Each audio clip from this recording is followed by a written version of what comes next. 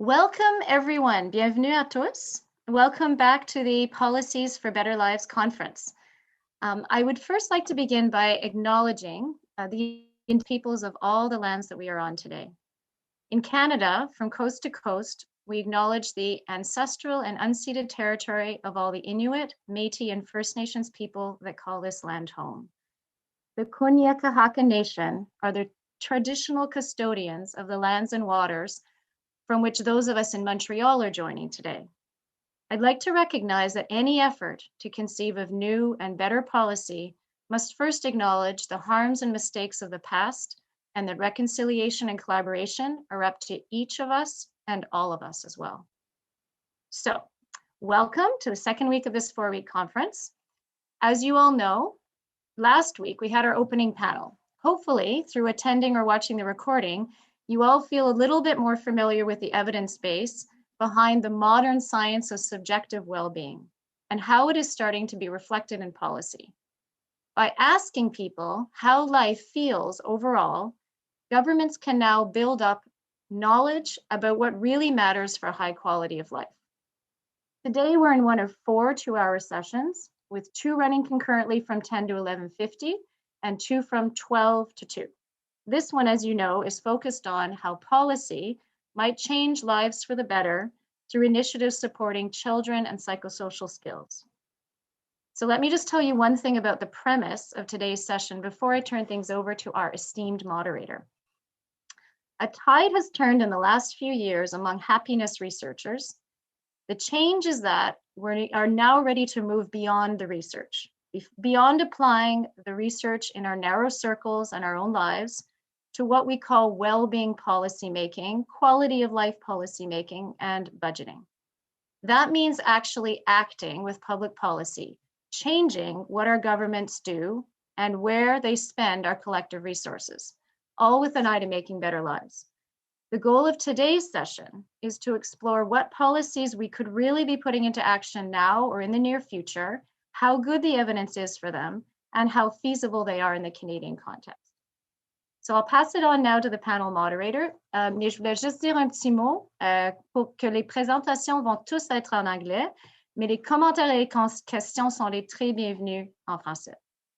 So now I'd just like to introduce Mary Bartram. Mary is Policy Director at the Mental Health Commission of Canada and Adjunct Professor at Carleton University. She has led mental health and substance use policy development and implementation with federal and territorial governments, Indigenous organizations, and NGOs. She's also a friend and close collaborator and former postdoctoral fellow at our institute, the Institute for Health and Social Policy. We're very thankful, Mary, that you could join us today as moderator, and over to you. Thanks very much, Jennifer. Well, good morning, everyone, and bonjour tout le monde, bienvenue. I'm very pleased to be here to moderate this exciting panel and discussion. I just watched all of the videos over breakfast and found them really fascinating and stimulated a lot of thinking. In my mental health policy work and my earlier career as a family therapist, and also, as a parent and member of a family, the importance of supporting well-being early in life, where it can make the most difference, has been made clear to me over and over again. And with the COVID-19 pandemic, which we're currently still in the middle of to varying degrees, with children in and out of school, wearing masks, with children and families navigating, in some cases, direct impacts of the pandemic, the importance of children's well-being has become even more poignant. But how to make it happen and how to move evidence into policy and practice, the perennial question. So before we get started, here's how the session will be structured. First, we'll review the short videos from each of our 3 researchers making pitches for policies that are based on evidence. Next, we'll hear from each of our 3 policy and practice respondents who will comment, as Jennifer said, on the feasibility of these proposals with a particular focus on the Canadian context. And after that, the panelists will have an opportunity to discuss, and then we'll open things up for Q&A with the audience. Throughout the panel, you're welcome to put questions into the Q&A spot in Whova, which you'll find on the right of your screen. Please use the Q&A and not the chat function. We've also provided transcription if that's helpful to you, and if you prefer to turn that off, there should be a live transcription or live transcript button at the bottom of your screen, and you can turn it on and off there. So I'll now briefly introduce the panelists, and you can find longer bios online. So the researchers are going to start with Sara Flèche, who's the assistant professor at the Aix-Marseille School of Economics and a research associate at the Wellbeing Observatory and the London School of Economics Center for Economic Performance. We also have Shelley Phipps, who's a professor of economics here at Dalhousie University, and Professor Lord Richard Layard, who is a member of the House of Lords, professor and founder, director of the London School of Economics Center for Economic Performance, and co-director of the Centre's program on community well-being. The policy and practice respondents we'll be hearing from this morning include Nora Spinks, who's the Chief Executive Officer at the Vanier Institute of the Family, Margo Greenwood, who is the academic leader of the National Collaborating Centre for Indigenous Health, and Lisa Wolff, who is the Director of Policy and Research with UNICEF Canada. So thank you very much. I believe that the videos will now be queued up.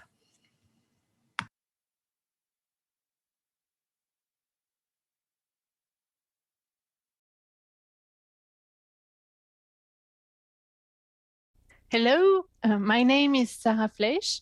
I'm a CNRS Researcher Fellow at the Sorbonne Economic Center in Paris, and I'm also Research Associate at the Center for Economic Performance at the LSE. So in this video, I would like to talk about promoting children's well-being in schools. I will start with very simple descriptive statistics. First, how many children report not being satisfied with their life? So meaning reporting a figure from 0 to 4 on a scale from 0 to 10. According to the OECD PISA database, this is 3 children in every school at age 15. So with the class size of about 28 students. Now, if we ask how many suffer from schoolwork-related anxiety, meaning they say they feel very anxious even if they are well prepared for tests. It's 55% of students at age 15, according to the same OECD PISA database. And it goes from 33% in Switzerland to 72% in New Zealand or in the United Kingdom. So these figures are quite concerning because students' well-being have direct impacts on children's learning, but also their future happiness. And it's raised a central policy question, which is, what can we do to improve children's well-being in schools? So what do we know so far from the literature? There is a general consensus that teachers are one of the most important components of the school environment. The standard way to measure teachers' impacts is to use teacher value-added measures. So what are teacher value-added measures? It looks at how much students gain in terms of test scores or in terms of well-being during 1 year with a given teacher. So most of the literature looking at teachers' impact focus on test scores. But in a book, The Origins of Happiness, with Andrew Clark, Richard Layard, Nick Potavi, and George Ward, we have looked at the effect of teachers on students' well-being. And in particular, we have focused on primary school teachers in Avon, so around Bristol in the UK. And we have been able to look at the impact of these teachers on students' well-being. So in primary school, teachers, so students have only one teacher over the entire year. So you can actually focus on the effect of one teacher on the students' well-being. And we are asked the following question: how children's outcomes at age 8 and 11 are affected by their teachers? And here is what we find. We find that teachers have a large impact on students' emotional health, and these effects of the teachers are actually bigger than the teachers' effects on math test scores. In another study, I've been looking at more long-term effects of the teachers on students' well-being and students' test scores, and I found that these teacher impacts on students' well-being, they also have long-term effects on children's academic performance, meaning that when you have a teacher that improves your well-being, it's also improved your test scores later on in subsequent years. And it has also a positive effect on your outcomes at the age of 20. In particular, I've looked at high school performance, the probability of going to the university, your labor market aspiration, your health. And I've shown that having a teacher that improves your well-being during primary school still have positive effects on your outcomes at the age of 20. So what can we learn from these studies? The first, that teachers can make a big difference to students' well-being. And we have also compared the effect of teachers with other policies, like, for instance, reducing class size. And we have found that teachers are more important for students' well-being than other policies like reducing class size.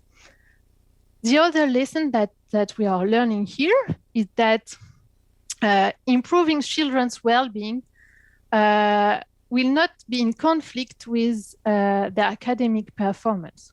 In contrast, improving children's well-being will actually boost their learning and will actually boost their academic performance later on. So how this knowledge can help policymakers to implement policies that helps to improve students' well-being in schools? Well, first, I think that we should make children's well-being an explicit goal of every school. And for the moment, it's not the case. Second, we should also monitor more regularly well-being in schools. Okay, it will encourage schools to improve students' well-being. It will also help parents and teachers to know whether children are happy or not.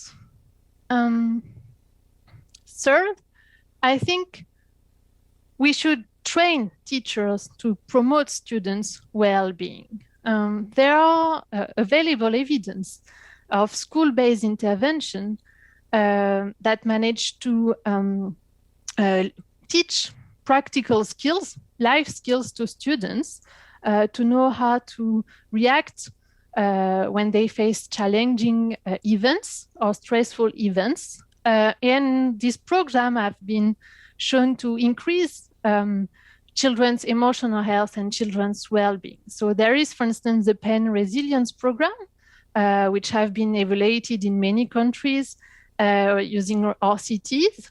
There is also the Healthy Minds Project in the UK. And according to a pilot study that have been evaluated by Grace Lordan and Alistair McGreer, they show that this Healthy Minds project that consists of delivering emotional health courses and courses on behavior throughout the curriculum in secondary schools in the UK. So this intervention have managed to increase students' life satisfaction, students' emotional health, and the cost of this intervention was not very expensive. So it was about £94 per student overall. The fourth recommendation I would like to make is that I think we should more broadly conduct systematic evaluation of school-based policies and school intervention in terms of students' well-being, to know what are the effects of this school policy on children's well-being, what are their costs, to be able to make an arbitrage between these different policies, not only in terms of students' day scores, but also in terms of students' well-being. So thank you very much.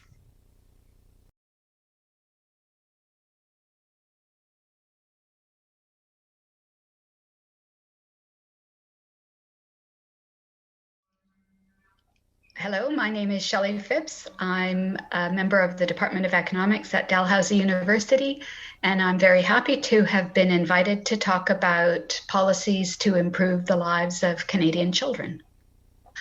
I'm sure everybody will agree with me when I say that I think that thinking about policies that can improve the well-being of children today is a really important policy goal in and of itself. I'm an economist, and a lot of economists who study children tend to emphasize the longer term outcomes for children. So they would be interested, for example, in studying child development, how it affects eventual educational attainment, which affects earnings, which affects taxes that people will pay, for example. And even if that's the focus, even if the focus is on that long term will make a taxpayer who pays more, still, I'm going to argue that child happiness today is important for those long-term outcomes. So even if you're worried about whether the child succeeds in attaining a university education and a good job, if they're not happy today, it's really hard to pay attention in school. And we have all kinds of research evidence that a child who's anxious, who's fidgety, they won't do as well when they're little, and that will snowball into eventual later outcomes. It's also really important to think about child well-being in the context of the families with which they live. In fact, it's hard to think about child well-being without thinking about that. Parents provide resources.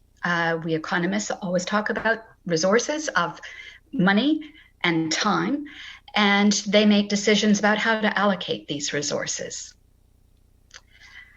But what I really want to stress today is that it's not just having money and having time, but the whole climate of the family that's really important for child well-being.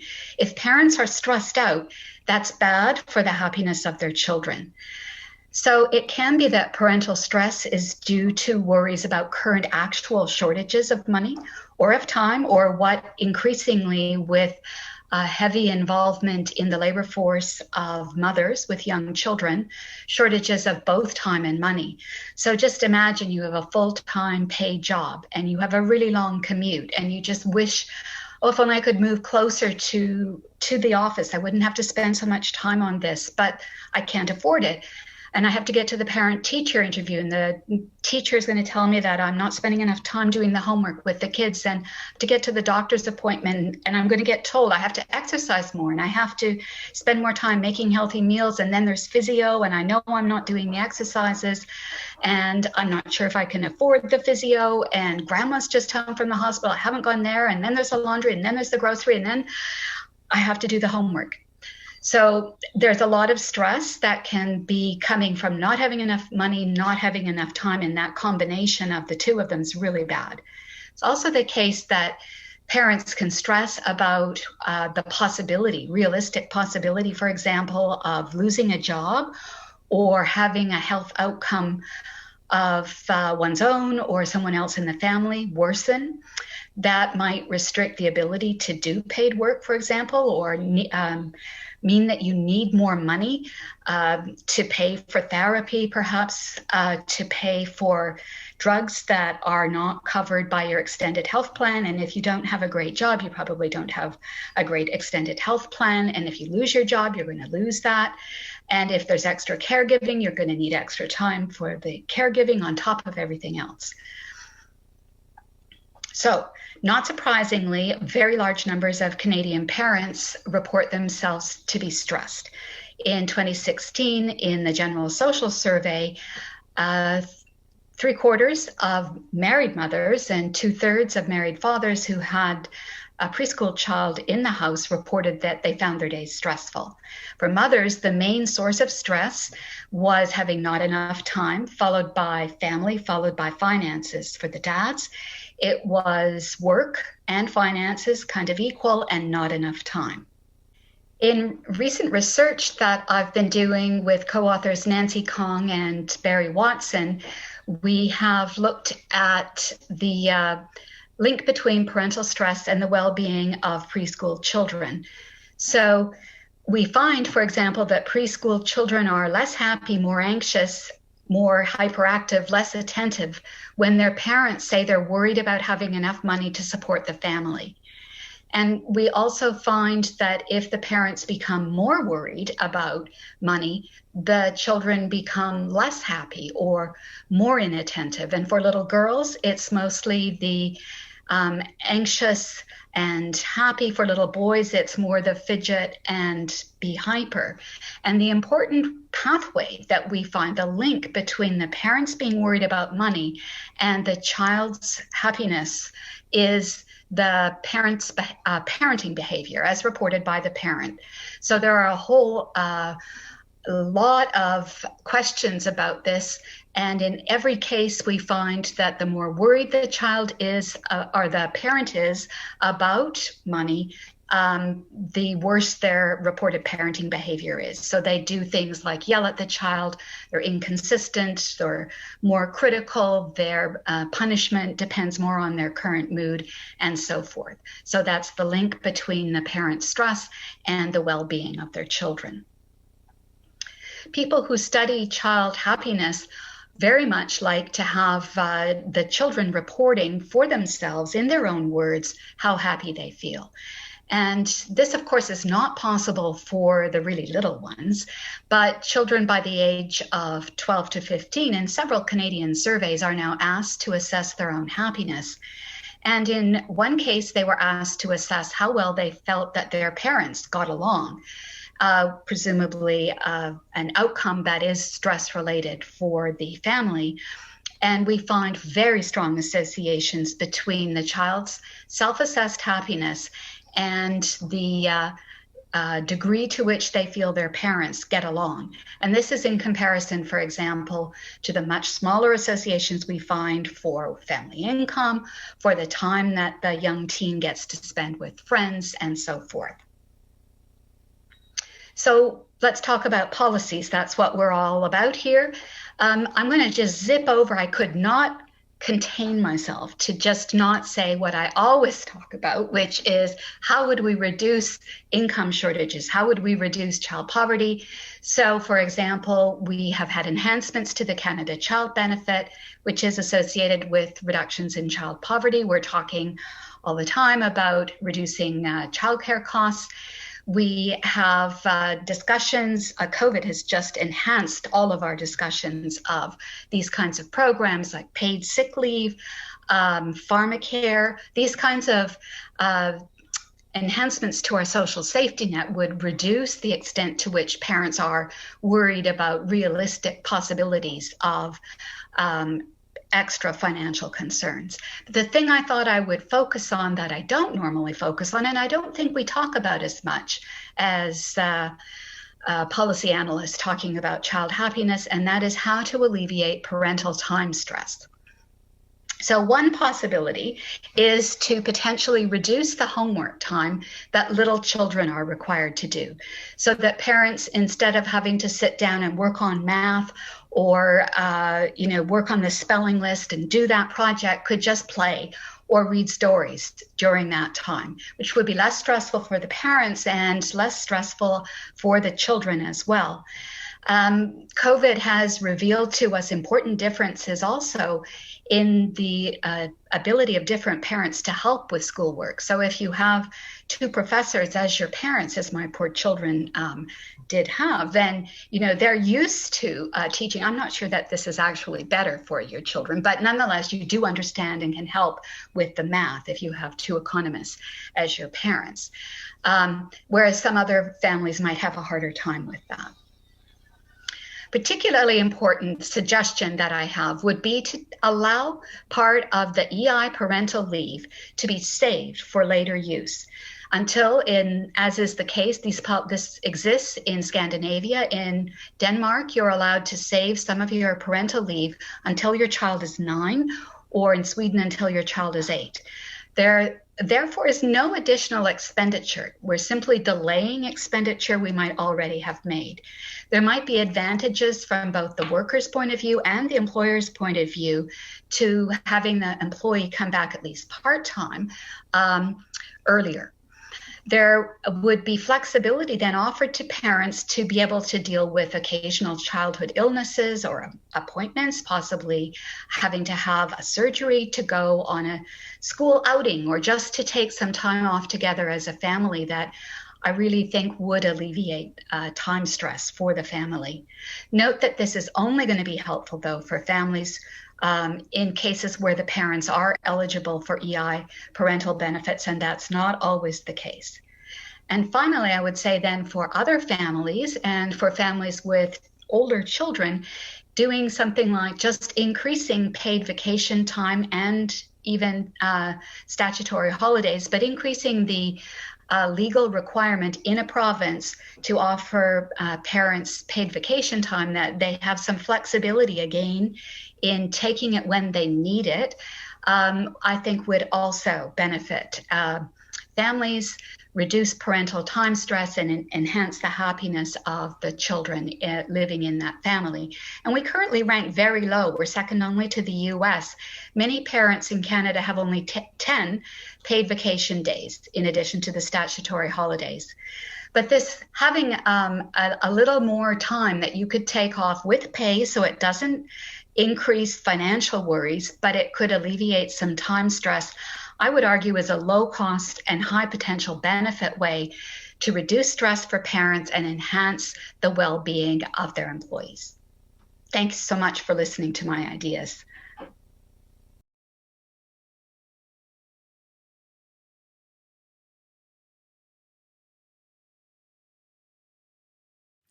Hello, everybody. I'm delighted to be here for this important conference. I want to talk about a program called Healthy Minds, which is a life skills curriculum for children aged 11 to 15. It lasts all 4 years, and it's an hour a week. Now, the program is based on 3 basic principles. The first one is that for a subject as difficult as this, you simply can't rely on inspired teachers. You've got to make it possible for average teachers to teach this subject using well evidence-based materials that have been trialled properly in randomized trials. And also, of course, the teachers have got to be trained to use these materials. This is nothing derogatory to teachers. This is exactly what happens in surgery. Surgeons are trained to use the state-of-the-art procedures. So one reason that we came to this conclusion was that in Britain we'd had a program called SEAL, Social and Emotional Aspects of Learning, in around about 2007-8, which was found to have, in a proper evaluation, absolutely no effect on emotional learning, on pro-social behaviour, or on academic performance. And the researchers came to the conclusion that this was because it was not sufficiently well structured and not sufficiently manualised. So that is the principle that we're going on, to offer something that's really well structured, really interesting, really motivating to children and, of course, to teachers, and involves teacher training, which SEAL didn't. So here's the second principle, that for a thing as important as this, it must be at least an hour a week throughout the school life. This is like this is a skill we're talking about, like playing a musical instrument. It requires constant practice. Aristotle, of course, was very good on this, that living well has got to be a practiced habit. And so what we need for children is that they're constantly reminded of the basic principles by seeing how year after year they can be applied to a whole variety of issues that they are currently interested in at that particular age. The third principle is that teaching has got to focus on what you should do rather than what you shouldn't do. There's so much evidence that courses on healthy living, which focus on the perils of drugs, food, drink, gambling, unprotected sex, have little or no effect. To get children not to do these things, we've got to offer them something much more worthwhile, which they can do. So Healthier Minds covers the following topics in these weekly lessons over the 4 years. First is social and emotional learning, which includes obviously personal resilience and pro-social behaviour. Sex and relationships, healthy living, mental illness, media awareness, parenting, and the practice of mindfulness, which is done throughout the sequence of these lessons. To find suitable materials for these topics, we searched the world for modules which had been tested in properly controlled trials, and we then put them together in a structured way, and we had to, of course, modify them in places and commission 1 or 2 new sections, but most of the material had already been through a successful trial. And of course, all of these modules are heavily based in positive psychology. So that gave us the materials. The other key element was the training of the teachers to deliver the curriculum. Before teaching each year of the course, the teachers had roughly 5 days of training from people well trained in positive psychology, for example, with a master's in applied positive psychology from University of Pennsylvania. So here's the design of the trial. 33 state schools randomly assigned into one of 2 groups. Group 1 started teaching the course to the cohort of children who were 11 in Year T.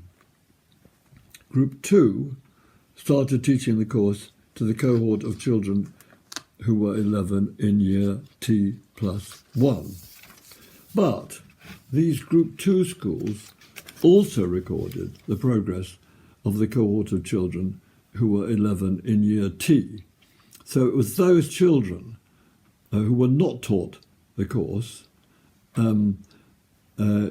who provided the control group, both for the children in Group 1 schools in the same age cohort, and for the subsequent cohort of children in the Group 2 schools. So here are the main results.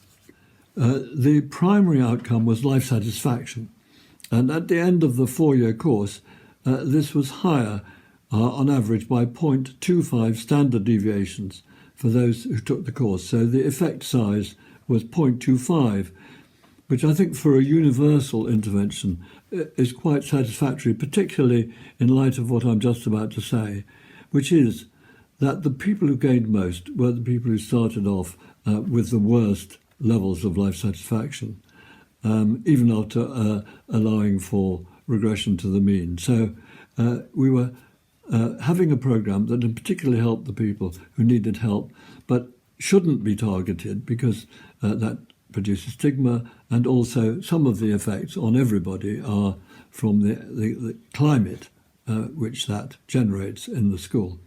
We haven't got the academic results yet. Those will be interesting.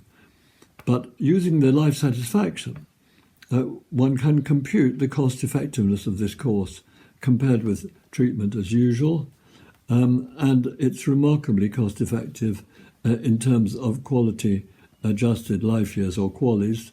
The cost per QALY of this course is only £1,000 compared with the 25,000 or so which is used for the NHS. So that's very encouraging. As we say, prevention is better than cure. So let's go for that. The other hugely encouraging result was that the schools which implemented the course just went on doing it for all the other children in subsequent waves, a great vote of confidence. So in Britain, we've now got a good situation because the government have made what they call relationship, sex and health education compulsory. But they haven't said how it's to be taught or for how long. Here's the void which we hope our course will be filling in Britain. But also, we think that looking around the world, we've not been able to see anything of equivalent scale or rigour for this age group, and we hope that it will also spread to other countries. So if there's any of you here who are interested in either reading more about it or implementing it in schools you're responsible for, please go to the following website, bounceforward.com. One word, bounceforward.com. And there you'll find links to how to implement the course and, of course, where to find the research about it. So I really recommend the course to you, and I really hope some of you will take it up and spread it. Thank you very much.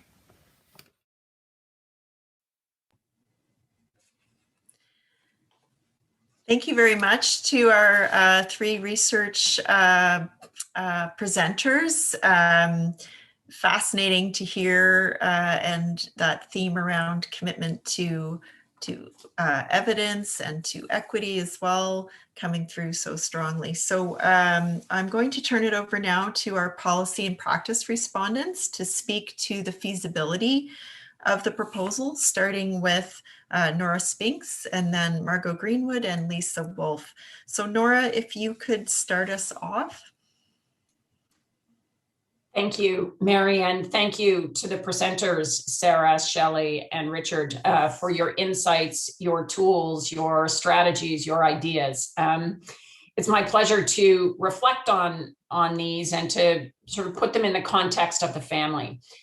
Whenever we talk about children, as Shelley mentioned in her remarks, they're not free radicals floating around our society. They're anchored to at least one adult somewhere. And we'll refer to that as their family, whether that's a chosen family, a biological family, a grand family, a foster family. I'm going to look at these concepts through that lens. At the Vanier Institute, we recognize that family is the cornerstone of society and the engine of our economy, and the foundation for, in particular, the care economy. And as Shelley mentioned, the role of parents in well-being of children is absolutely critical. We've heard a lot about teachers as well already this morning, and I think it's important to recognize that when we talk about teachers, we need to include or recognize the significance and importance of the teachers in our early learning and childcare programs, that we need to recognize early childhood education as critical partners with the parents in determining and establishing well-being for children. At the Institute, we look at family using a 200-year present, a concept coined by Dr. Elise Boulding back in the 70s. And when you think about it, if you're born today, you're impacted and influenced by your grandparents 100 years back, and likely you're going to be here, or your influence will be here 100 years forward. So families have a 200-year present. You're in school for 12, 15 years or so. You're with a particular teacher for maybe a year, 2 if you're lucky. You've got a relationship with your parents for about 50 years or so. So we need to recognize the role of family in child and youth well-being. Some of the interesting research that's come up as a result of COVID is the importance not only in children's well-being connected directly to their parents' well-being, so mothers in particular, and we know how the data is showing during COVID how stressed and strained mothers are, but we can't ignore other partners as well. And we have seen fathers' involvement during COVID in household management and child rearing actually double, full on double for those who are working from home. So we need to include the whole family unit, all the adults involved, and increasingly the extended families, the grandparents, the uncles and aunts as well. We've heard about absences and time and energy, resources that a family puts out. What the data clearly shows, planned absences from work are a lot less disruptive and a lot less costly than unplanned absences. And so I think what we've heard this morning about increasing the availability of time with families is critically important. When we think about teachers and early childhood educators and training, I think, you know, the training that Richard described is really important, and evidence-based training is critical, and congrats for all the work that you've been doing on that. I also think we have to make sure that there's training and development pre-service as well as in-service. And that's going to require not just the training of the teachers, but the training of the faculty that educates our future teachers, and to involve the associations and the regulatory bodies as well. I also think that it's really important to train everybody who comes in contact with children about our increasing understanding of positive psychology and how to provide supports to children on what they can do instead of what they can't. And just in closing, I want to just mention again about COVID. We've learned how families have been able to manage more time with children when they don't have to commute to work. So the concept of remote working is important. And we recently asked families what they're doing with that commute time, and a full third are investing on their own self-care, a third with their children directly, and a third are just doing more work. So we've got a little bit of work to do there. COVID has given us an opportunity to see the strengths and equally the weaknesses of every single system in our society. And those strengths and weaknesses equally have been magnified, intensified, and amplified as a result of COVID. And I think we need to take full advantage of that and leverage that going forward. So in conclusion, I just want to say, I think the presenters each in their own way described what we're also seeing in the data, COVID, post-COVID, that children and families need predictability, stability, security, adequacy, and parents need autonomy and agency in order to fully realize the potential of their children and ensure optimal well-being, not just for the children, but optimal well-being for the family unit as well, leading to hope and future planning. And we have in 2024 an opportunity to celebrate the 30th anniversary of International Year of the Family with the United Nations. And we can take all of this learning and information and drive that to the Sustainable Development Goals and with the World Health Organization's social determinants of health. It's been a pleasure being a part of this panel, and I look forward to the discussions coming forth. Thank you very much, Nora. I'll turn it now to Margo.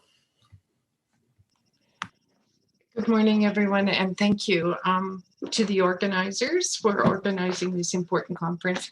And thank you to the presenters. I've listened to your presentations a couple of times now, and I think I learn something every time I hear each of you speak. So miigwech for that. I guess it's important that you know that I'm a Nihio from Treaty 6 territory in what is now known as Central Alberta. So my comments are going to come from that perspective, if you will. I found all of the speakers offer something very important to the Canadian context. The focus on teachers is so important. The focus on family, as Nora mentioned, is equally important. And I was thinking about that, and based on my own experience, and I'm particularly interested in the comments around teacher training and what teachers should learn. And I see this too. I guess it's as I listen to how important teachers are in students' lives, I was interested in the kind of training that they would receive. I see this in my work where oftentimes people resonate to teachers that are from their community and have that connection. I see that in the healthcare system in Canada as well, because I've been working in the healthcare system of recent quite a bit. And people look for that familiarity, that connection. And I think that's really important, as well as the formal training that teachers use. I think about that with respect to the whole notion of enablers around trust and security, and I think that happens is an important consideration. And I think too that oftentimes, how do we value community knowledge alongside of the more formal training that people bring to that context and that environment of the teacher and the student? I think those are really important considerations. I thought about in my own work, and so this takes me to a bit of a different place. A lot of times in the work that I do, I try to situate the work within the context of the child, the family, and the community. So the collective. And for me, that's always been about both the historical and the contemporary context, especially looking at Indigenous and non-Indigenous relationships in Canada. I think those have a real role to play. And I think when we understand the context, it really points us to places for change. And as I was also reading through the material for this presentation this morning, I came across a number of readings that were sent to me, and just the fundamental understanding of the values that underlie choices that are key enablers, if you will, when we're talking about well-being. Those differ, in my opinion, between groups and what's valued by groups and what's not valued by groups. So when I think about that, then situating these things in a contextual reality is really important. And then we look at where are the teachers from? What do they know about that? How do they interact with children? How do we bring that diversity of realities into the training as well? So I thought about those as I was listening to all of your presentations. And then the last thing I'll say is I really sort of started to ponder in my mind, what would a well-being lens look like just for Indigenous, First Nations, Inuit, and Métis children and families in that community context? How would we tease out the values or the nuances of those values? What trait is valued that is fostered within that community? And to assume that they're all the same, I'm not sure that that's the way to go on this. So I'll end my comments there. Thank you. Thank you so much, Margo. I'm looking forward now to hearing from Lisa. Thank you, Mary, and hello, everyone. I'm really grateful for the insights shared by the researchers and, of course, Margo and Nora, who I have been learning so much from for many years. I'm joining you today from the traditional territories of the Wendat, Haudenosaunee, and Anishinaabe peoples on the land of the Williams Treaties. And recalling our treaties is a good basis to reflect on the expectation that Canada create the conditions for a good life for future generations. Reflecting on the research and policy proposals of our esteemed panelists, I'm bringing in a lens from UNICEF as a global organization, considering what we can learn about ourselves as a country from other countries that have similar resources and capacities to do what they need to do for children. And, that children and families are not very different across our countries. The difference is in our public policies that wrap around children and families.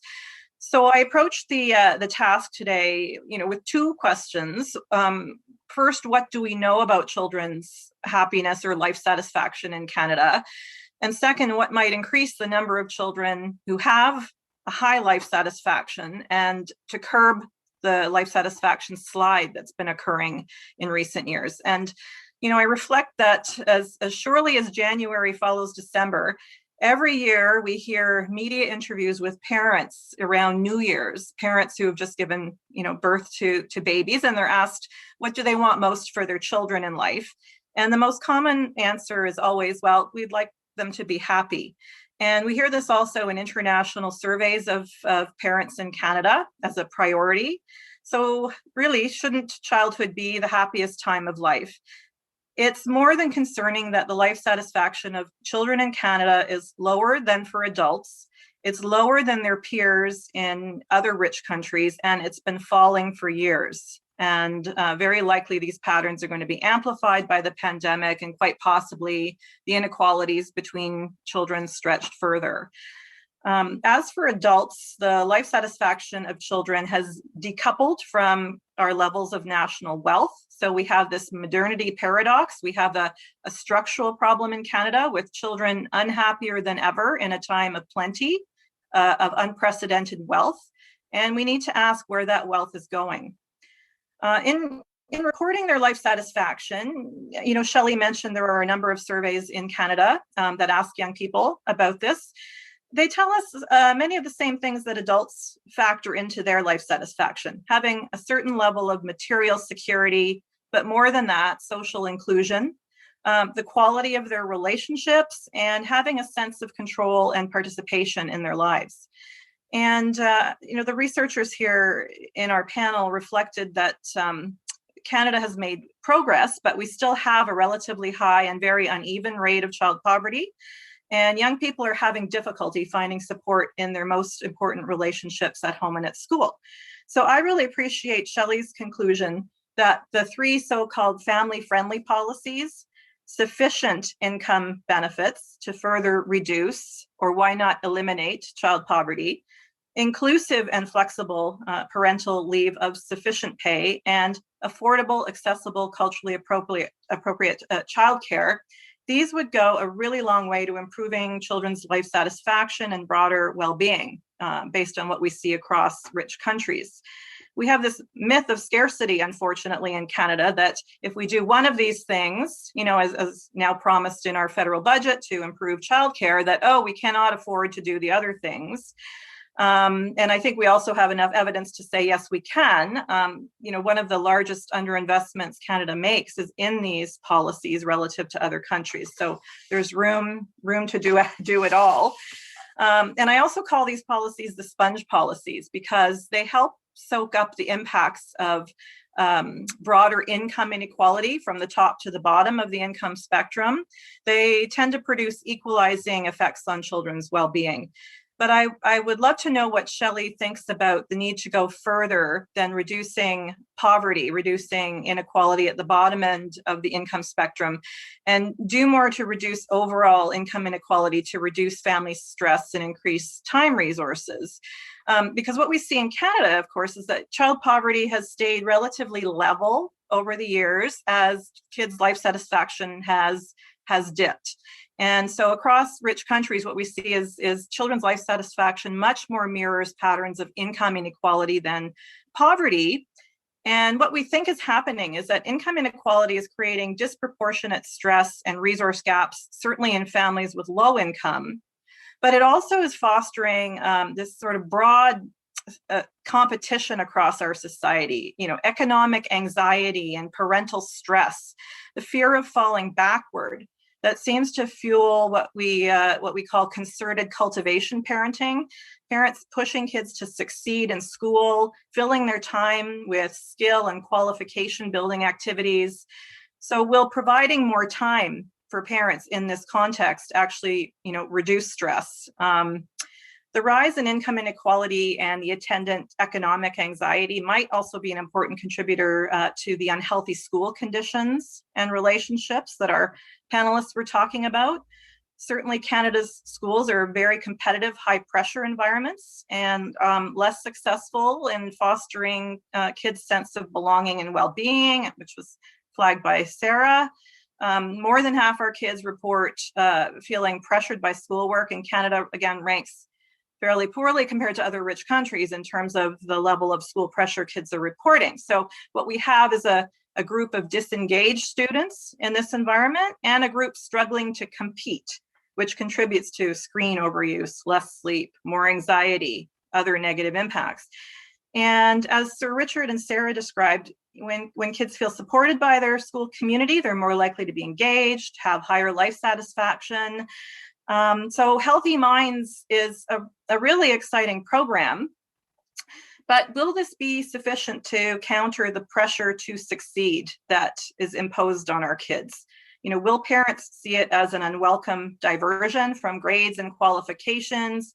Will it give kids the time and space to be kids, to explore, take risks, to sleep, or just help them cope with the lack of these things?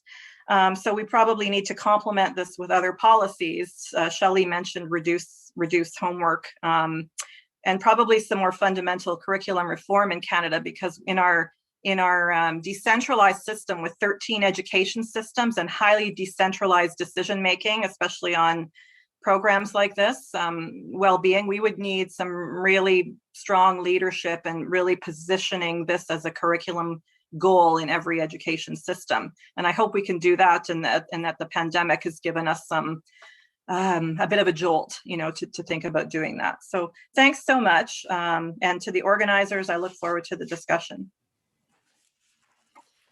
Thank you very much, Lisa, and also Margo and Nora.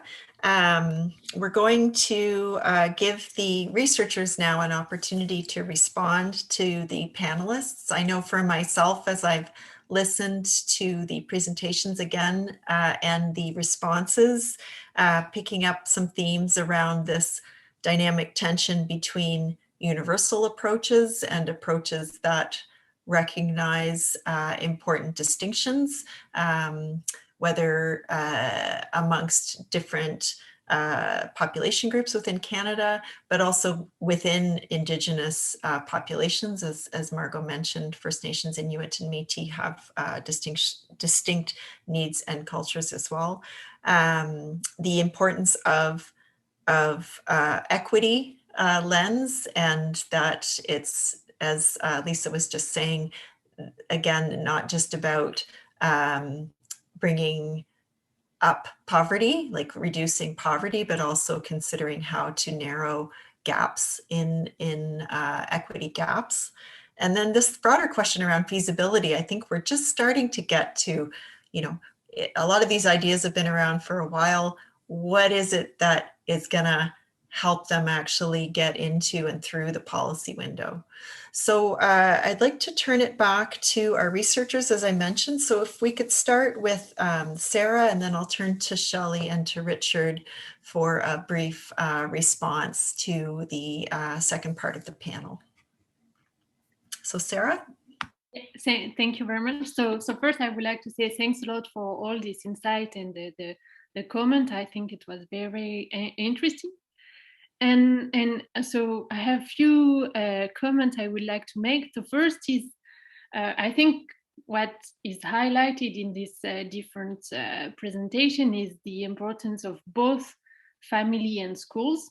I think both are important, and And I would like to mention that in the Origins of Happiness, so with Richard Layard, we have looked at actually the importance of both parent characteristics and schools. So using cohort data, so we are able to follow those kids from birth until they age 16 or they become adult. And what we have found in terms of parent characteristics really echoes what Shelley found. That what matters for children is mother mental health, so whether parents are stressed or not, but also parent involvement, whether they have time to spend with their kids, parenting style, and finally family conflict, like whether parents get along well with each other. So I think it echoes what has been said already. But interestingly, we also have been able to compare the impact of these family characteristics with the impacts of school. And we find that actually when you compare the impact of families with school, it's actually the same. Like you have an impact that is for school as much as important than parent characteristics altogether for students' well-being. So it might come as a surprise, but it seems really that schools are important and are as much important as family. But I think in particular, schools could be important if, for instance, parents are stressed or mother mental health is not as good. I think it's important that schools are places where children can be happy if they don't have all the things that they would have to have at home. But this is possible if schools take into account children's well-being. And I think it's not the case really now in most of the schools and in most of the countries. I mean, schools still focus much more on test scores than on students' well-being. And I think it should change. Well-being should become also an explicit goal for schools. And it would be possible if we monitor well-being at schools. And as I said, and as it has been said in the different presentations, if we manage to train teachers, but also as Nora said, if we also train school faculties, if we train parents, if we train policymakers, like if we train everybody about the importance of students' well-being. And to answer Margo's question about how to, what teachers should learn, how to train teachers about how to improve students' well-being, I think, of course, there could be formal training, like as Richard mentioned, the Healthy Minds Project, and like with specific courses on emotional health that teachers can teach and can learn to improve students' well-being. But I think it's also important that teachers are supportive. They take into account diversity. They teach students how to have confidence, to build good relationship with others. And it could come with also teaching practices. What are the teaching practices that are performed in the classroom? Whether you, for instance, work in group, or whether you tend to have more lecturing, or whether you give personal feedbacks. I think it's also very important, the teaching practices that you have in the classroom, and not only having formal training about how to improve children's well-being. So these are my different answers. Thank you very much, Sara. I'll turn it over now to Shelley for some response.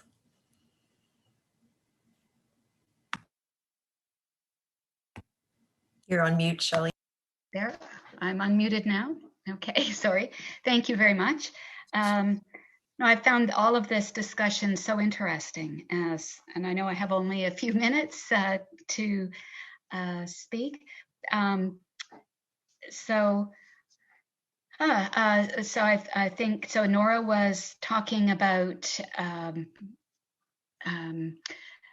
saving commuting time as a possible way of freeing up time that does seem like something we may have learned in a positive way from COVID, that if parents could avoid that, having to commute, it would be good for the environment. And if they are able to use it for any of the purposes other than more work, it might help free up some of the, reduce some of the stress, more positive time with their children. I think that's it's nice to think if there's something positive that is there.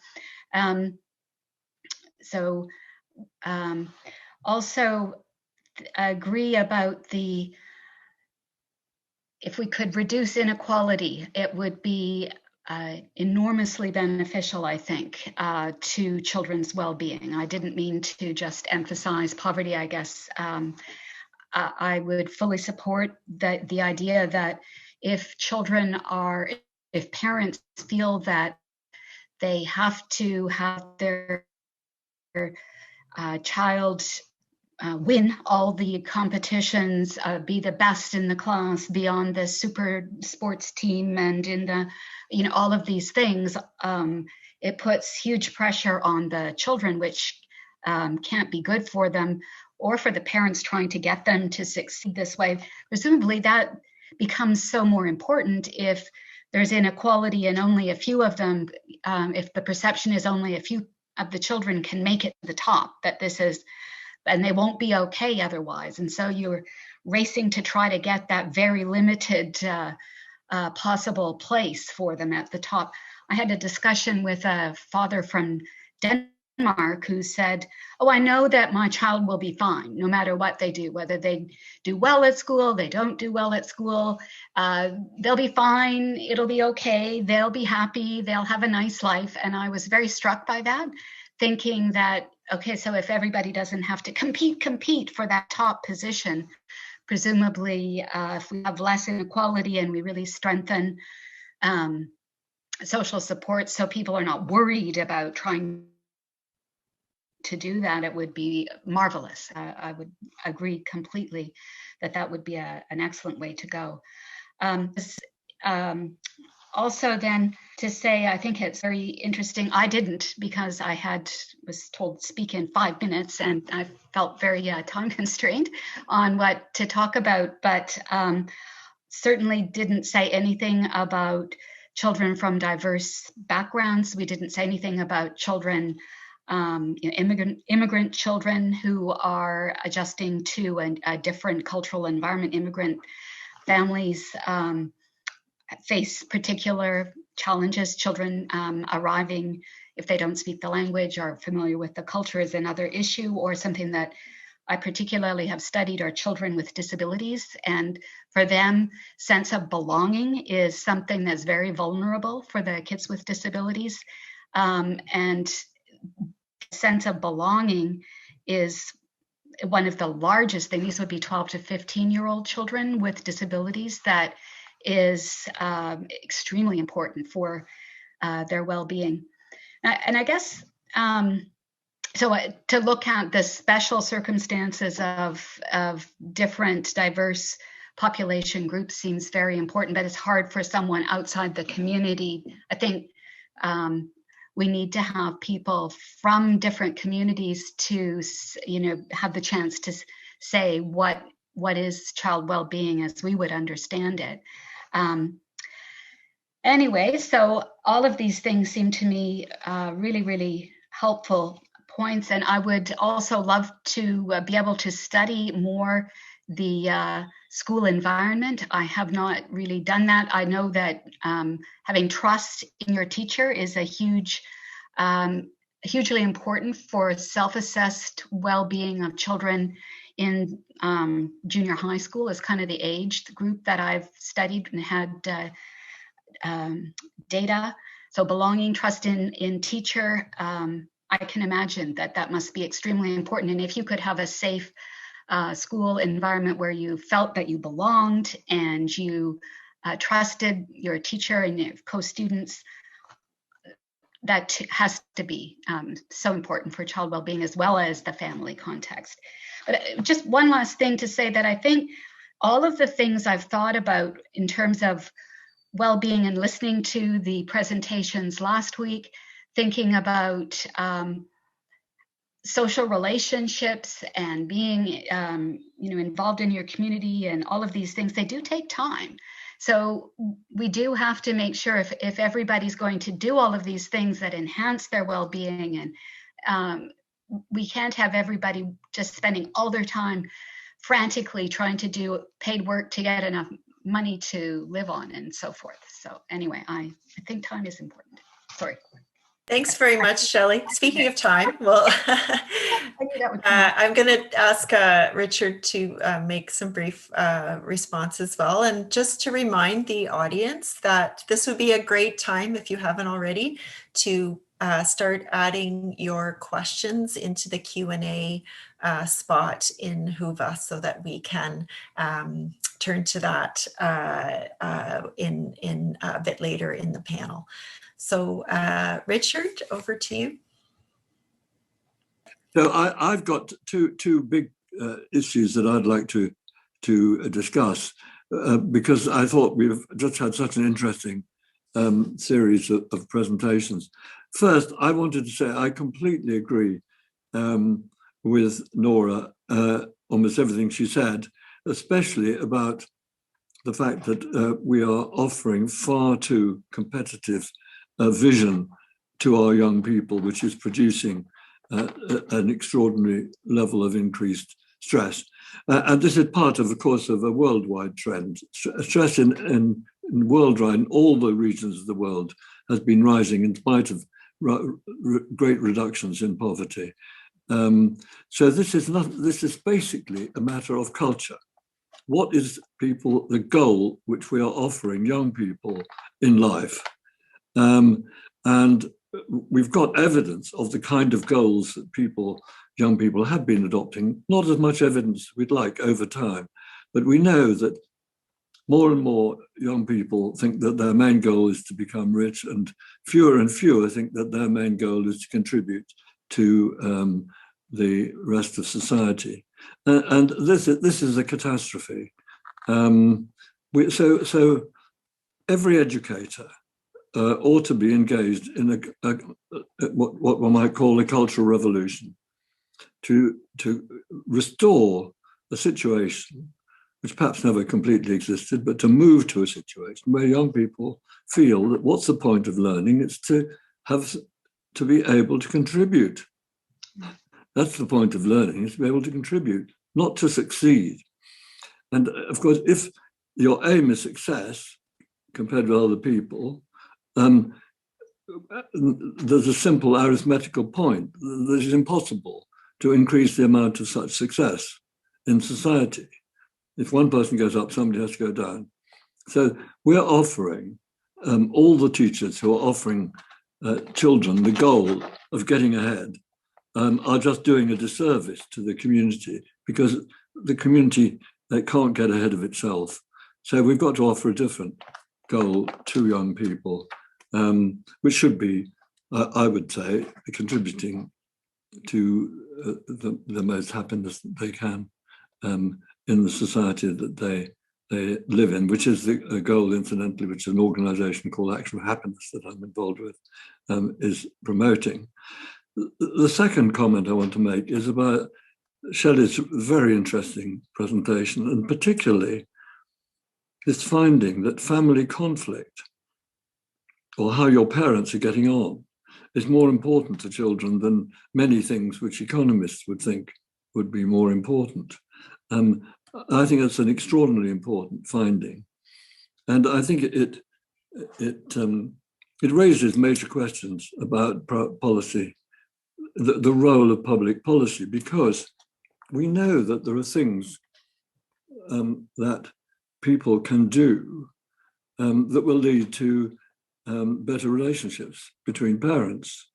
There are very good courses, for example, that can be provided around the time of the birth of a first child, and antenatal courses for both parents, which cover how the parents are going to get on in the presence of the child, as well as the standard topics of child rearing. One called Family Foundations has got a very good evaluation, for example. Then there's also the question of what happens if the couple get into conflict in spite of that. And there we've got very good treatments now, like cognitive behavioral couples therapy, which people should be getting if they're in conflict. They shouldn't just be splitting up because they're in conflict. I mean, the assumption almost is now, if you're not getting on, why not try again? I mean, this is a very doubtful policy from the point of view of the parents, and disastrous from the point of view of the children. This therapy that I mentioned is actually being provided in Britain in a major psychological therapy service which we've developed called Improving Access to Psychological Therapy, which I believe is going to be adopted in Ontario province and is being considered in other provinces in Canada. So, I mean, I think what this says is, isn't it, that family things like domestic violence in families used to be considered private and not the concern of the rest of society, whereas we ought to, as a society, be offering help to people to avoid getting into conflict or get out of it if they've got into it. I think this is extraordinarily important for the mental health of children. And Sarah did a bit of advertising of one book, The Origins of Happiness. But I would like to mention, if I may, that some of these things that I've been saying about cultural revolutions and family conflict are also discussed in a book I've written called Can We Be Happier? Anyway, I'd be really interested to know any comments or questions that people in the audience have about these questions of culture and family conflict. Thank you very much, Richard. So we'll just take a few minutes to discuss before we open it up to questions from the audience. So I know for me, as I'm listening, I'm thinking something that I often say to my students, which is that evidence is only one input into policy, that we also have to think about political considerations and institutional factors, such as how governments and other institutions within a society are structured. And as I think about what we have been talking about, well, there's some exciting new evidence that you've each spoken to. In some ways, it feels like it's an extension of an existing body of knowledge that has been in existence for some time. As Lisa said, Canada has particularly poor outcomes, shockingly poor, actually, in terms of the well-being of children. So if all of this evidence and the indicators of our poor performance haven't been enough to shift some of these evidence bases into policy in the Canadian context, what is it going to take? Where are the windows? What are the prospects? I don't know if anybody wants to, you can just turn off your mic and I'll be able to from that know that you're interested in speaking, or you can kind of raise your hand because I can see you all.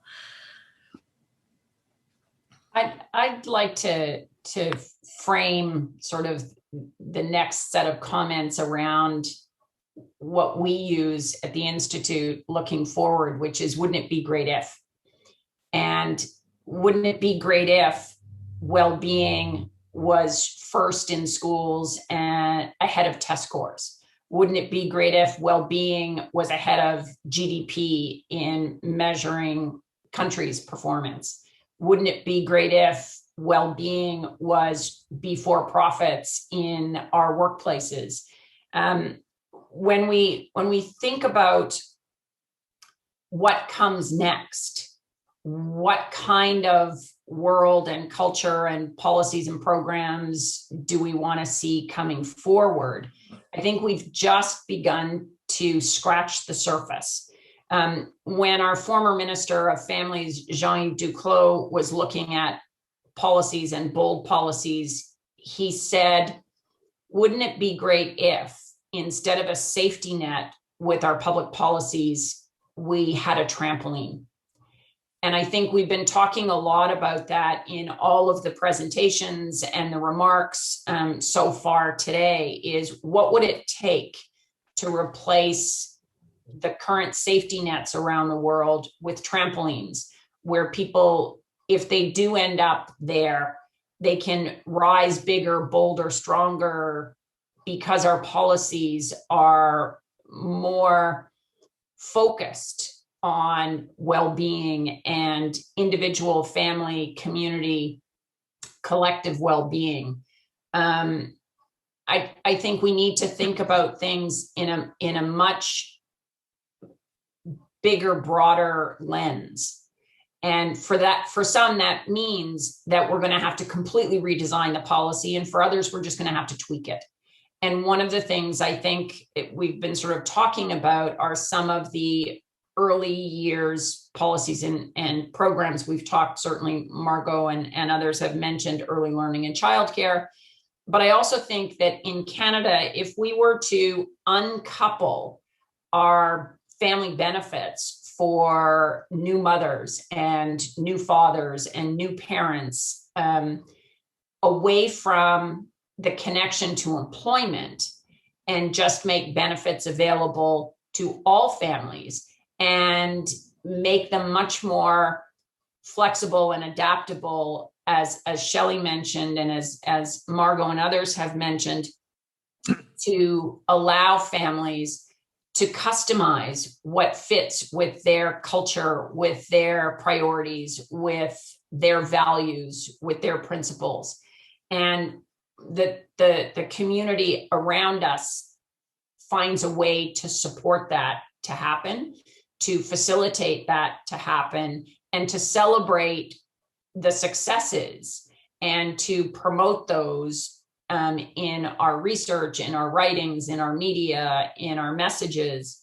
I think one of the things that COVID has brought to light is some of the importance of our education system. And we've been talking a lot about, wouldn't it be great if we had better education on basic biology, if we had better education on basic math? But to build on what Richard said, wouldn't it be great if we had better basic education on civics and understanding the collective good? And the last remark I'd like to make, just in reference to Shelley's first remarks, wouldn't it be great if Zoom and all of our partners in this virtual world put $1 in the pot for every time the word mute was mentioned, and we could finance a whole lot of these programs without having to put any pressure on anybody. So thanks for the conversation. Thanks very much, Nora. Does anyone else want to either respond to Nora or, yeah, Richard, go ahead. Well, and I think this is absolutely crucial to get different goals set for not only for schools, but obviously universities and governments. So there's quite a movement, as I'm sure everybody here knows, to try and get governments to adopt well-being as the goal of the government, rather than whatever it is at the moment. It's not exactly GDP, but it's got far too much emphasis on the economics rather than other things which are more important for people's well-being. So, I mean, if you start from asking yourself, what are the main causes of low well-being in a country? which we did in this book, Origins of Happiness. So number one is poor mental health. This is other things equal, holding income constant, holding family constant. Then the next things are human relationships, which are obviously in the family, but also working relationships, very important, community relationships. And then income is a less important cause of misery in societies than either of what things I mentioned before, mental and physical health or human relationships. So policymakers have just got to get away from thinking that deprivation is the same as poverty. It isn't.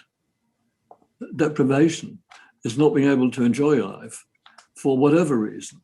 And much the most common reasons are mental health difficulties not connected with poverty, and family conflicts not connected with poverty. These are much the most common reasons for misery.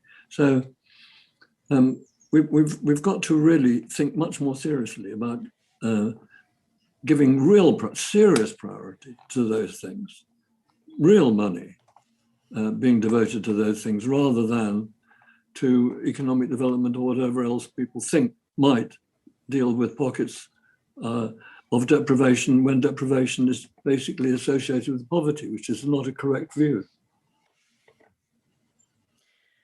Thanks very much, Richard. Lisa, if you want to make a quick comment, and then I've got some questions from the audience I want to turn to as well, but go ahead. Thank you. Yes, just maybe two quick points. When I think about the root causes of why we underinvest in children relative to other countries, why we privatize so much of child rearing on families as opposed to taking the wealth that we have as a country and sharing it more fairly.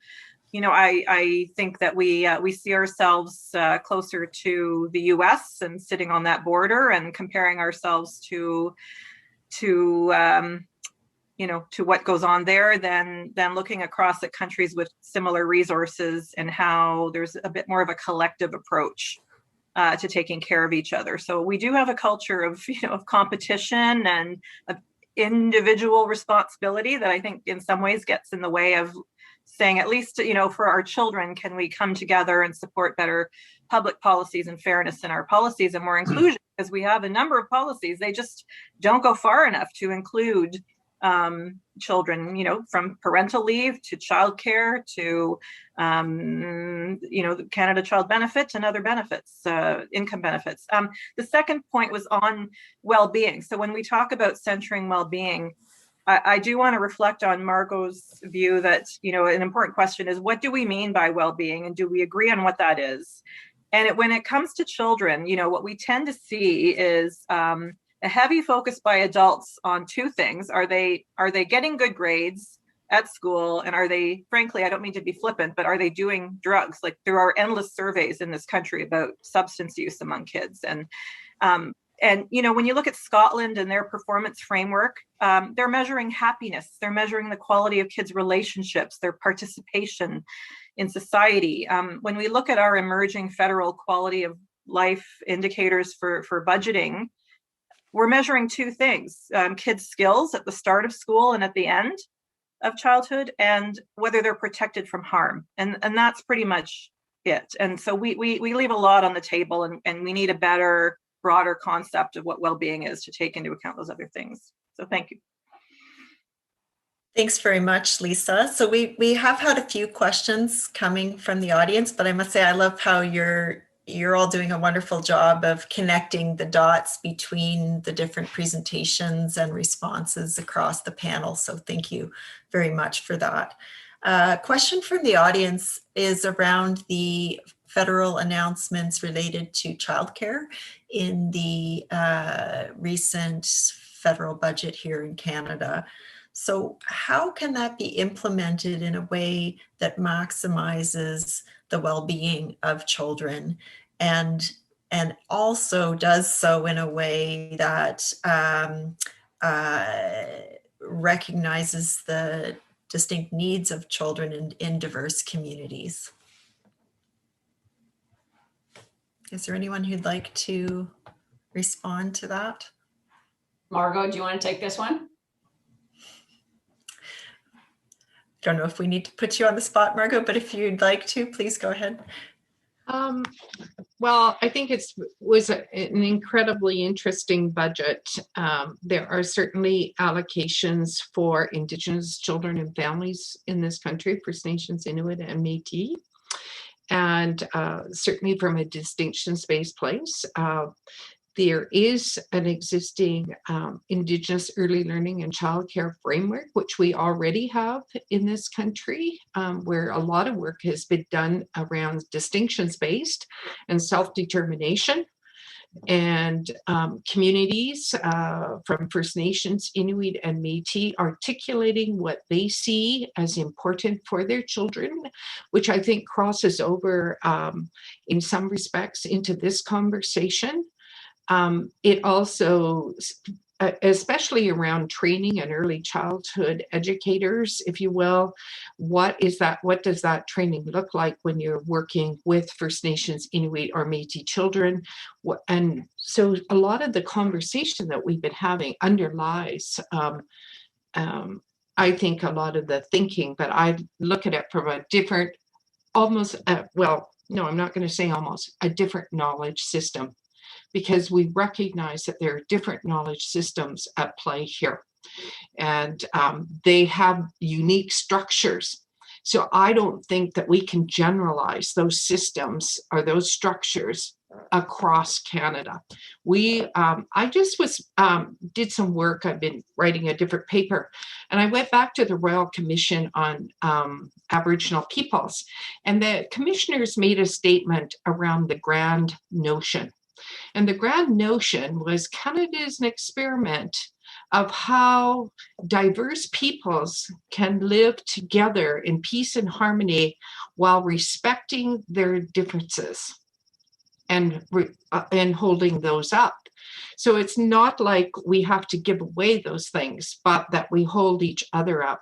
And so there's lots of conversation then to be held around equity and all those kinds of things. But I find this conversation very interesting, although I'm not a person that's been in this kind of conversation with you folks, so I won't claim to know it. But from what I see, I think there could be some great linkages and crossovers. So yes, on the budget, there are some pieces in place, and I think it will be very interesting to see how that unfolds. Thanks very much, Margo. Did anyone else want to comment on the childcare implementation piece and the link to well-being? Yeah, just a quick comment on that. I think that Margo's bang on with respect to the complexity of this issue. In the federal budget that was just released and passed, the word care appeared 399 times. That in and of itself is amazing. And so we're inching towards the significance and importance of the role of care and caregiving in connections, relationships, health, mental health. We're getting there. The challenge with early learning and childcare is it's a provincial responsibility delivered at a municipal level. And so it requires a lot of conversation. And right now, the negotiations are happening between the federal government and the provinces in bilateral agreements. Many are already in place, and then the ones dedicated specifically to First Nations distinction groups. So, you know, we've got a long way to go, but we've certainly got the ingredients that we can put on the table and see what we can come up with. It's another opportunity to see what can we do collectively and what can we do to support and enhance the great work that's already happening in communities and in organizations and in childcare programs and services coast to coast to coast. Thanks very much, Nora. I've got a question here, if I can shift, that's more about the teacher training. So those of us who are living in Ontario, as I am, may have seen the press conference from our Premier Doug Ford a few days back, where he was asked about, are schools going to reopen or not?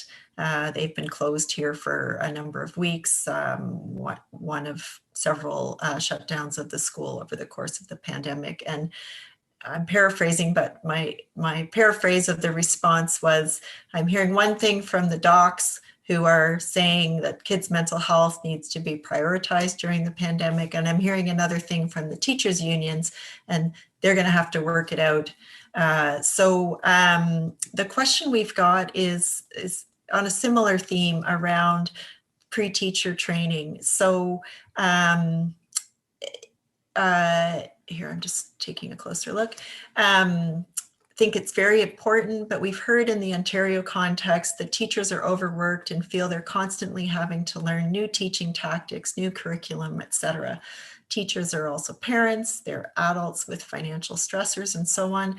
How can we better support teachers in order for them to play a stronger role in promoting the well-being of children?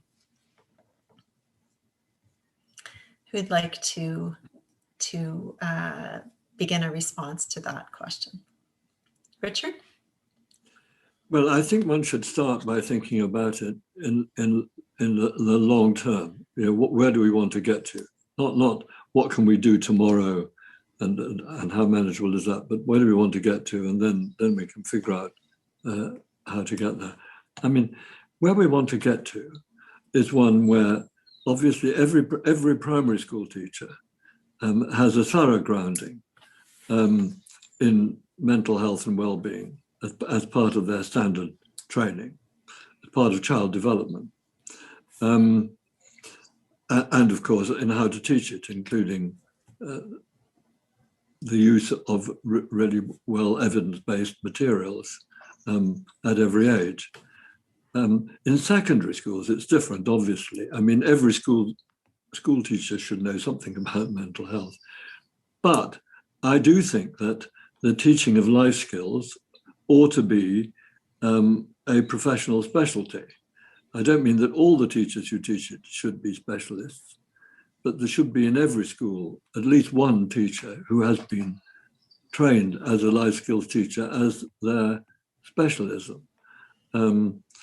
So that's where we want to get to. Obviously, we get there in a gradual path by trying to revolutionize the education of new teachers, and then providing short courses to existing teachers to update them. But also, I do think that the only way to remove the pressure on teachers for grade scores is to measure their well-being of children in schools, and that will just produce a completely different dynamic in a school. If well-being becomes a publicly known outcome of the school's activity, it will totally transform the atmosphere in the school. I also think that there's a golden opportunity in front of us as we're coming out of pandemic, because one of the things that I think pandemic has given us is the magnification and the amplification of the significance and importance of mental health and well-being. And everybody's talking about it. Stigma's being reduced. I was in a meeting this week on Zoom and somebody put in the chat, got to go to my counseling appointment. Sorry, I have to leave early.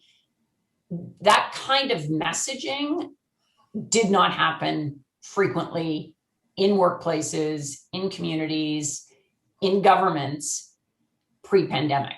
And I think if we can really leverage this recognition and understanding of the importance and significance of mental well-being, mental health, mental illness, give people the language to share, to communicate, both parents and children, teachers and students, employers and employees, unions and management, I think we have this, it's one of the outcomes, I think, that we can really harness coming out of our collective shared experience with COVID, as we've shared our vulnerability, we've shared our stresses, we've shared our strains, and we've identified those who have the protective factors that make them less negatively impacted than those who have been. And I think if we can take all of that then I think we'll be able to achieve what Richard's been describing and what we've been talking about on this panel. It's a social experiment we've all been a part of that none of us ever signed up for, but nonetheless, we're in it. And we have more data and more learning and more understanding about health and wellness and mental health than we've ever had before. And we're sitting on tons of data. And I think we have enough data to be analyzing for the next 100 years. And I think we will be doing so. And if we can just capture some of this in the short term, I think we will be able to make huge gains on this particular file for sure. Lisa?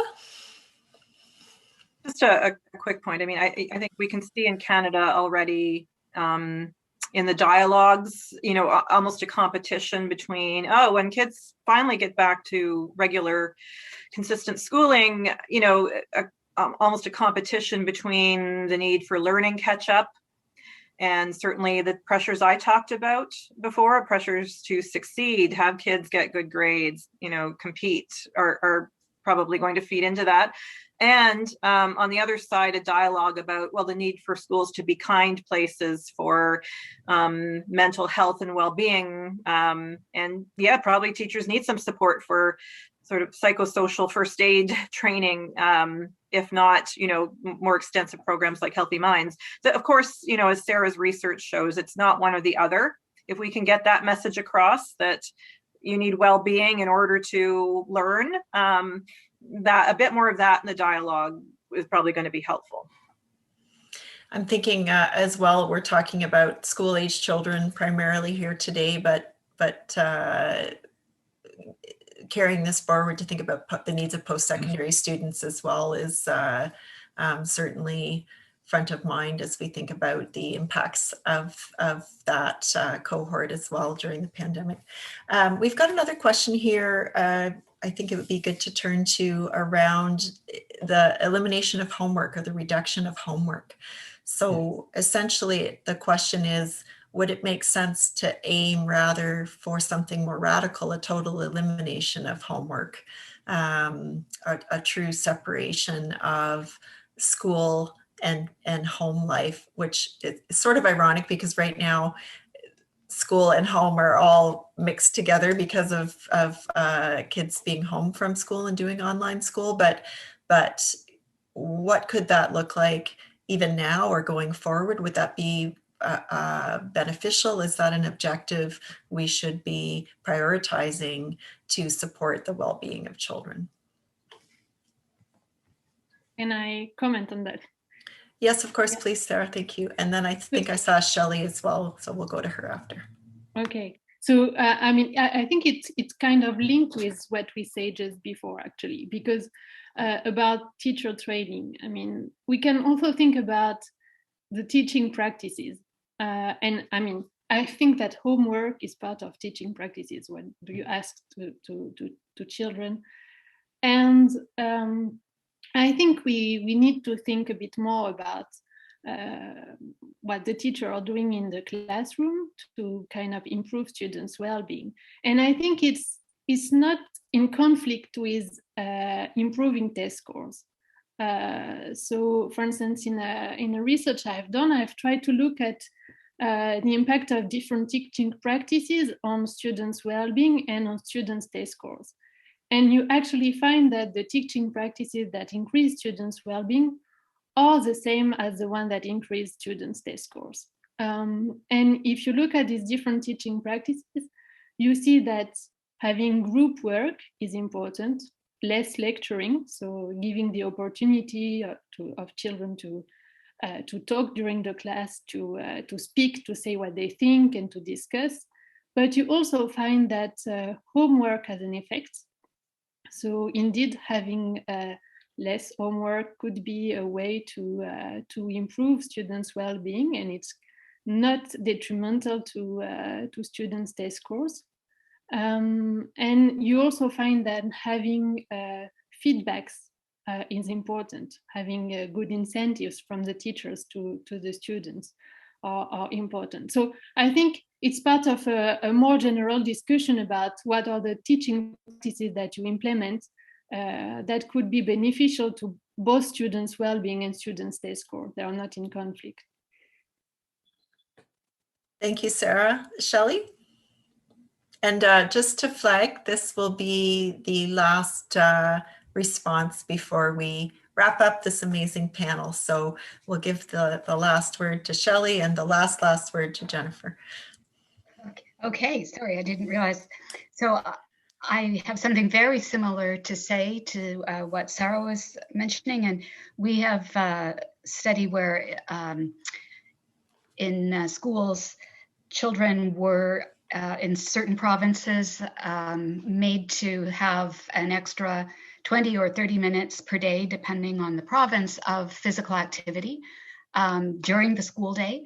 And we found that reduced in particular their hyperactive kinds of behaviors, but it also improved their math scores.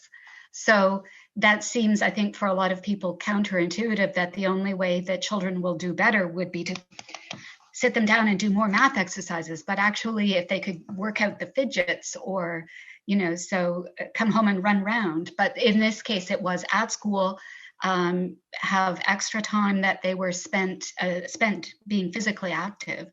And it had positive benefits on their behaviors and their test scores. So I think that it's not necessarily always just spending more time doing this drills and so on that is the way to improve their outcomes. So you can both enhance their well-being and their math won't suffer, might even benefit.